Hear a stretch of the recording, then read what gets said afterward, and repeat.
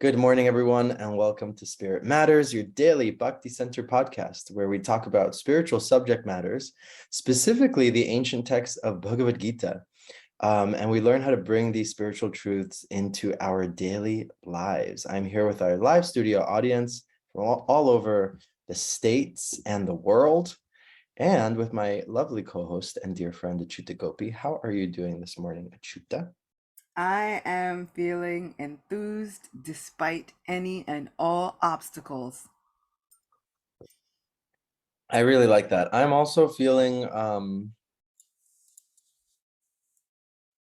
don't know if enthused is the right word for me, but I'm feeling similar. Like it's a similar feeling. It's like I'm feeling inspired. Like I'm feeling like yesterday I was at the Bhakti Center for not for the first time. I went and I taught yoga on Tuesday, but for first time for a Thursday night kirtan since I'd been back from India.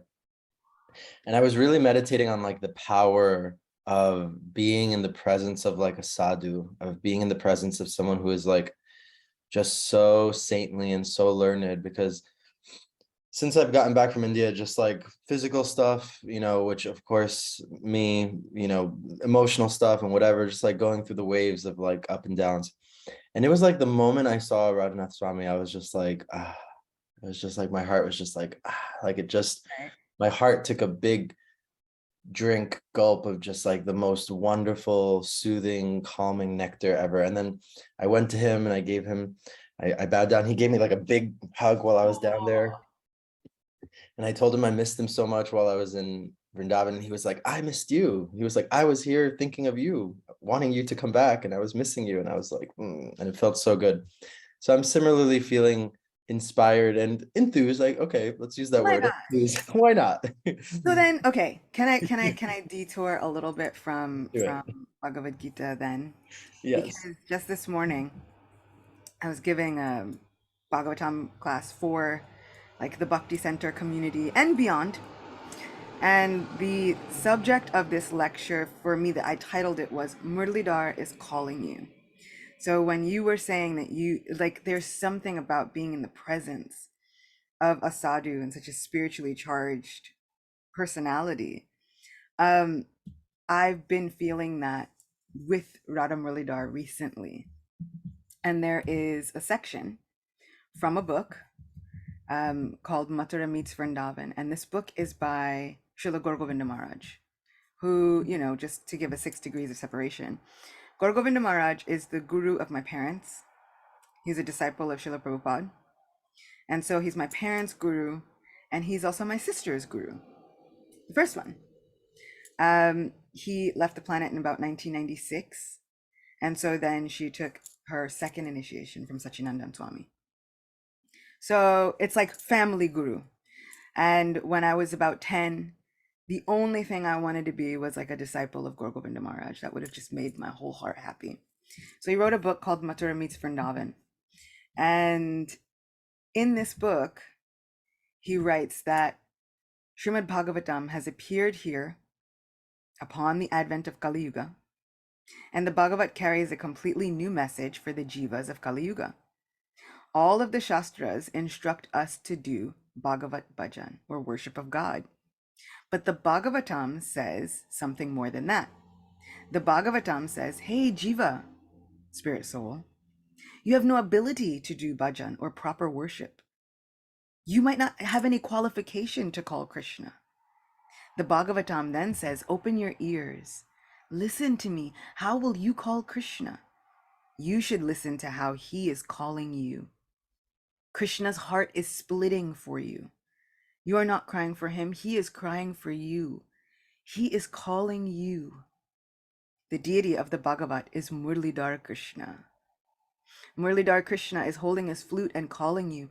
Come to me, come to me, come to me. Are you listening? Have you ears? Krishna's flute captivates the minds of all living entities. You cannot call him, and therefore he is calling you. You cannot go to him, therefore he comes to you.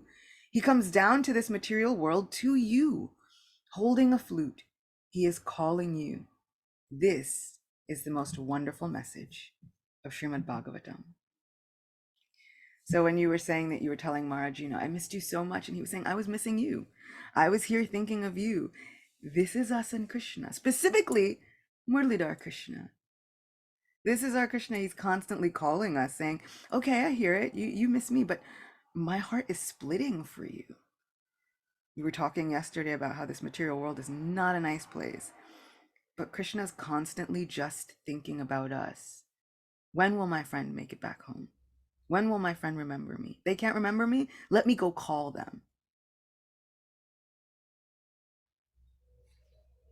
Such a beautiful reminder. Isn't Because I it? think, yeah, I think that like so often we get caught up in our own experience of what's going on, that we forget, or we tend to forget that there's so much love in the heart of others, and more importantly, so much love in the heart of our saints and sadhus and gurus and teachers and Krishna himself. There's so much love in their hearts for us, and it's like, I think that sometimes we forget that. I forget that, I forget that. And so it's really nice, this reciprocity. And bhakti is such a wonderful path of reciprocity, where you actually feel the reciprocity, like I actually believe that Miraj was missing me, and I know that. I felt it. And it's so nice, it's so nice to know that, because I think everyone wants to feel loved and missed and validated and noticed and appreciated. you know so much of this bhakti, we're going on this detour, so much of this bhakti is about reciprocity and about sharing. It's about sharing. It's not a one-sided thing. It's not something that's done in a silo. In this nectar of instruction, the Sri Upadeshamrita, Srila Rupa Goswami speaks about the loving exchanges. And one of these all of them are reciprocal. All of them is I give and I receive. And there's this one of like, I share my heart and confidence, and I also hold space and I listen and I receive someone else's heart and confidence.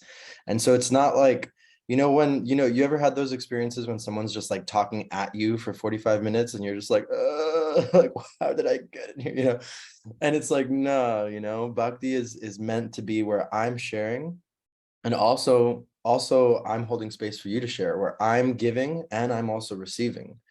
And so it's such a beautiful path, because it reminds us that love is a reciprocal relationship. It doesn't just happen in this vacuum, Hmm. And even more than that, I was kind of thinking, I'm not necessarily more than that, but it's exactly what you said. It has to be reciprocal. This is exactly what Krishna has been sharing even with Arjuna, and he's going to talk about how reciprocal he is. And if we can understand and grasp the concept that Maharaj really was missing you with all of his heart, and that's one living entity. Imagine how much Krishna was missing you. Imagine how much Murlidhar was counting down the days. Oh, my Kishore Chandra will be back and he'll offer me Rajbog and I'll be so happy to see him. And he'll just give me some water and he'll come in and he'll do it with whatever, the smile on his face, whatever is in his heart. He's just going to come and he's going to offer it. Imagine how much Krishna was actually missing us.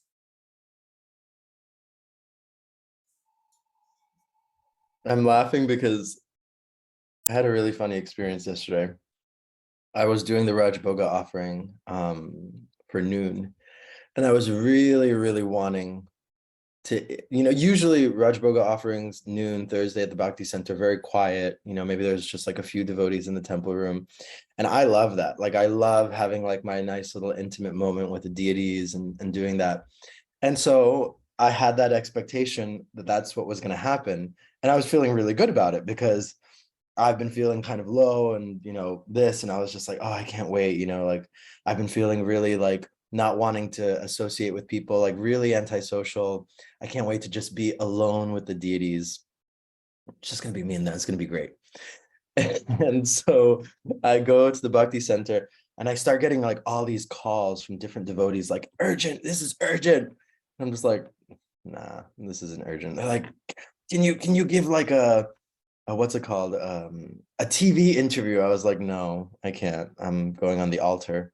I don't want to do that. They're like, are you sure it's really important for this for Bhakti Center? I was like, "Mm-mm, I'm going on the altar. I can't do it. And so it was my way out. I was like, great. And so I'm on the altar, just like in bliss and ecstasy, like the kirtan's playing. All of a sudden, film crew comes out of nowhere, come into the temple, tens of devotees, 20 devotees come in. They're just like doing a whole blown interview with other people, like getting all up in my business, like, filming me doing the RT. And I'm sitting there just like, okay, I have a choice right now. Either I can make this about myself and get upset because it's ruining my plans of how I wanted to engage with Krishna, or I can really accept that this is Krishna's plan and will, and that he's being a little playful with me and he's giving me a little extra loving push of like, this is done in community, this is a loving relationship that not only you have with me, that others have with me, and that others have with you. And that was, I think, the most important lesson, because afterwards, every we're all friends. Everyone was like, Kishore Chandra, how are you? Oh my God, like, oh, we got you on TV. You're gonna be on TV with the, like, they were so happy, everyone was so happy. And I was like, okay, I have option one is to be a grump and run away, which is what I wanted to do. Like my ego wanted to do that. And option two is like, yes, like everything is so great and everything's so happy and the Bhakti centers on TV and the deities are on TV and whatever. And I went with that option, which was the better option. But I really had this moment of just like, wow, okay, like Krishna wants us to be happy. And we were talking about that yesterday. Like Krishna wants us to be happy. And I really felt like he was pushing me out of my, wallowing and solipsism that has been going on with me for the past few days of just like, woe is me, I'm jet lagged, I'm sad. And Krishna was like, come on, like it's been like 4 days, like be happy, be in community, like do this. And I think that it's so beautiful because I feel like we all have those moments. We all have those moments where Krishna's like, I'm gonna reciprocate with you, but it might not be the way that you planned it, or it might not be the way that you want it to be or need it to be. It's going to be the way that I know you need it to be, you know? And I think that that's really mystical and magical. Hmm.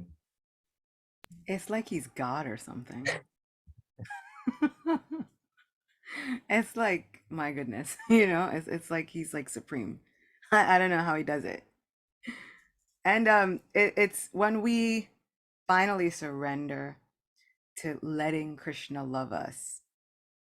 Like you said, we have two options. I could go on my own path thinking I know what's best and I want to be in this solitude hole in my little solitary confinement where I put myself, like I put myself there for a reason. It wasn't like I accidentally fell into this solitary confinement. I placed myself there so that I could do what was best for me, or we can go along with Krishna's adventure. And usually, Krishna keeps nagging us until we agree to go on the adventure. And most of the time it's like I'm like, but I don't want to go on this adventure. Like I just wanted to stay home and do nothing and wallow and binge watch or whatever the case was. Like I wanted to be comfortable. And like you said, Krishna will push us out of our comfort zone, but in order to make us happy. And so it's up to us. And I know we spoke about this on our retreat. We were talking and so many people were discussing their own life transformations. And I was kind of like honoring those transformations, saying it takes a lot to honestly admit and acknowledge when we're not happy. So it takes a lot to admit that we're unhappy. And then it takes even more courage to accept a new way of being happy. It's so courageous when we surrender to Krishna's plan. Normally, we don't think of like surrender taking like bravery and courage, but it's actually one of the biggest acts of courageous bravery and self-empowerment to surrender to Krishna loving us. So many times we're busy pushing Krishna away. No, you can't love me because I am this, that, this, that. So many different things. I'm not up to this standard. I don't have any qualifications. I don't have any of these things. And yet and still, all of our spiritual teachers are still saying Krishna's calling you anyway. Krishna's calling anyway. All we have to do is listen out. And so it takes so much courage to accept, when you were talking about Upadeshamrita and these exchanges, give and receive, to give love, but also to receive it. And it takes so much to really accept Krishna's love into our hearts and not allow anyone else to dictate that love. Yeah, I think that final kind of sentence of not allowing others to dictate that love, it's so important, because our relationship with Krishna is going to be so unique and special, and it's a special journey that's going to look different than everyone else's. And I remember at the end of the pilgrimage in India, I really had this feeling of just like, you know what, like everyone's on their own journey and Krishna is guiding them however they need to be guided. And I can plan all the logistics, I can make all the perfect schedules that I want to make, but at the end of the day, it's Krishna's plan, and it's Krishna's plan for them, and it's Krishna's plan of love and reciprocation and whatever is going on. And I don't have control over it. Like I'm not in control, and it's simultaneously like freeing, but also kind of like scary to let go of control. Like it's exciting in a sense because it's just like, Krishna, take the wheel. That was like the first thing that we said today before we actually like officially started the podcast. We were like, today's a God take the wheel day, Krishna take the wheel day. And it's like, yeah, when we're dealing with the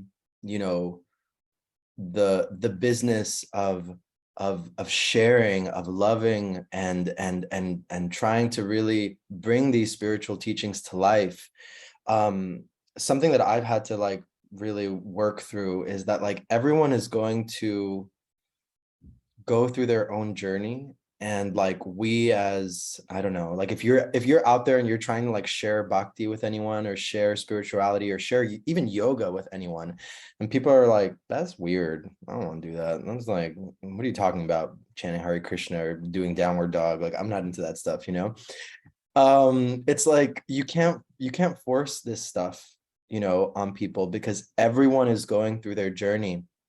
And we have like 5 minutes left and we haven't talked about the Bhagavad Gita, but I think this. I'm gonna make it. Watch me work. Wait, I'm about to do it. I'm about to watch this. But I think it's really interesting because we're about to embark in this section of verses, which we'll embark on more next week. Today's Friday, right? More next week, because they're really interesting verses, and I kind of even want to prepare for them a little bit. Because I've heard our friend Jai Jagannath go through these specific section, like, and he really, really teases out the teachings here because it's so fascinating. Arjuna is basically asking a question to Krishna. And I'll read the verse. He says, Arjuna said, "O Krishna, what are the symptoms of one whose consciousness is thus merged in transcendence? How do they speak? And what is their language? How do they sit? And how do they walk?" And so we'll get into like what this means and what exactly he's asking, etc., whatever. But really what he's asking in a nutshell is like, what does living a life of being spiritually fixed look like? Like, what does that actually look like? And I think it's really good for us to know that, it's really good for us to kind of know that marker and know that place, not so that we can feel bad that we're not there, but to know that there's a goal. If there's no goal, then I'm kind of just, I used this language yesterday, I'm just an amorphous blob just floating around, just like, oh, I'm so, if I remember His Holiness Kadamba Kannan Swami, I remember this one lecture he gave, and this always stuck with me. I loved it so much. And he talked about like a wet blanket theory or something like that, where it was just like, if everything is just like supposed to make us feel warm and fuzzy like a blanket all the time, then nothing means anything. Then it's all just the same. And he kept on going. He's like, if we equate love to everything, then love doesn't mean anything. If love is my love with this person, my love with that person, and if love is my love of this, and if love is my love of my things and my cars and my whatever, then it starts to cheapen the word a little bit. So it is really important to know, like, hey, what is the goal of this bhakti yoga, and what does someone who is actually like fixed in this Krishna consciousness, like, what do they look like, and how do they act, and how do they speak?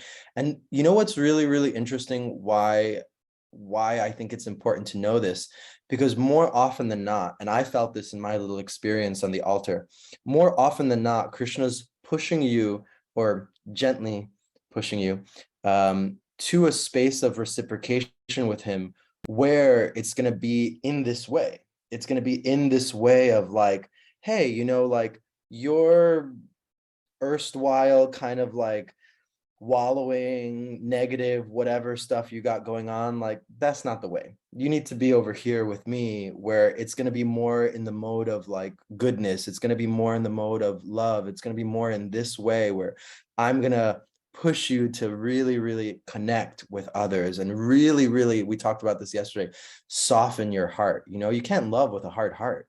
You can't be like closed off and be like, no, I'm going to love this way, and this is how I want my Krishna consciousness, and I don't want to talk to people, and it's going to be the way that I decided, and this is how I'm going to preach, and this, it's like, nah, Krishna's going Not to like push people you. I know though. Like Yeah, I've heard some people like that. I've heard some people like that too, and I speak about this because I when I'm not in a good place, I go into that place. Like, that's my place.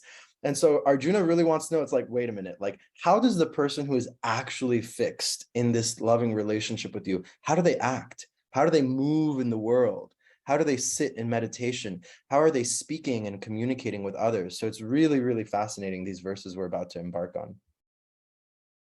See, I'm glad you did tie that in. That was beautifully done. Well done. I was thinking the other way, when you were talking about being on the retreat, and I think that is a big thing as a retreat leader. You're like, okay, now we've come to the end of this retreat, and it's almost like, like summer camp, like, and what do we all learn? And everybody just kind of like, I'm tired now. I'm like, I'm burnt out. I don't know what to do. Everybody's sick, all of this stuff. And then, you're really realizing that I cannot make anyone's spiritual experience. And like you were saying exactly, that you could make all the schedules you want, you can introduce every possible thing. You can lead a horse to water, but you cannot force the realization. And it brought to mind, you're like, how does anybody, it's almost like, how does anybody do this? And I'm like, you mean like God, when he says you have the right to perform your prescribed duty, i.e. making all the schedules and introducing all the things you want, but you are not entitled to the fruits of your action, i.e. someone else's spiritual progress. Never consider yourself the cause of the results of your activities, and never be attached to not doing your duty. So you got to keep showing up and keep making the schedules, bro. You got to keep making the schedules. And then we have to have faith that it's going to be life changing.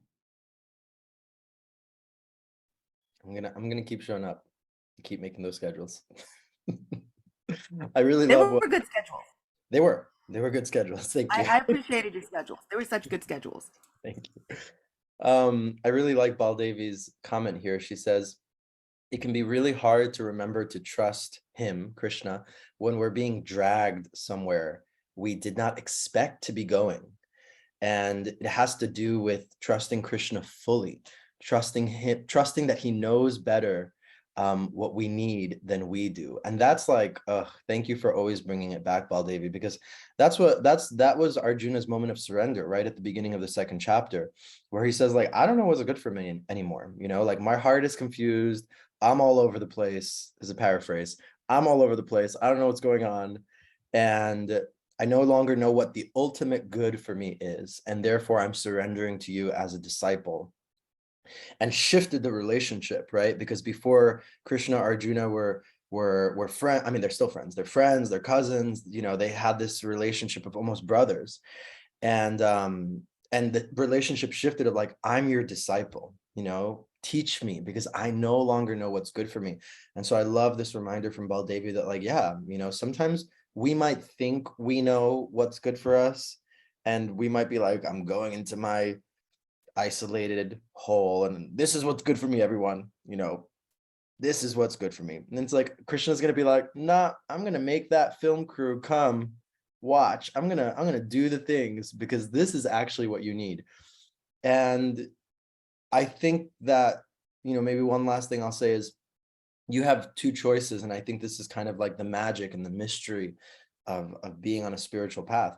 Your choices are, when things don't go your way, you can either see that as Krishna's reciprocation, and Krishna guiding you and pushing you to where you actually need to be. Earlier Martha was saying Krishna places us at the right place at the right time. Or you can be like, you can make you more bitter. It's like, why is this happening? This isn't going the way that I wanted. This isn't going the way that I planned. This isn't going according to my perfect schedule, right? And thank you for reading that verse, Achyuta. We're entitled to do the work, but not to the fruits of the action. It's like Krishna saying, like, hey, do everything, offer it to me, but you can't be attached to the outcome, and it's such an important continuous lesson. But we are running fresh out of time, just like that. We're running fresh out of time. So Kimberly, there you are. Kimberly, what takeaways do you have for us today? Love is a reciprocal relationship. Krishna is missing us and is constantly calling for us. And everyone is on their own journey and has their own timing to courageously accept Krishna into their own hearts. So beautiful. Thank you so much, Kimberly. Achyuta, what are you walking away with today? The fact that Krishna doesn't just tell Arjuna to do a whole bunch of things that he does not intend on doing.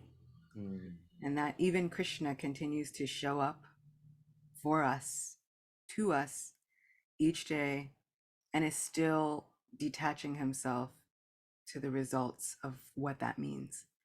Krishna has given us this unconditional free will.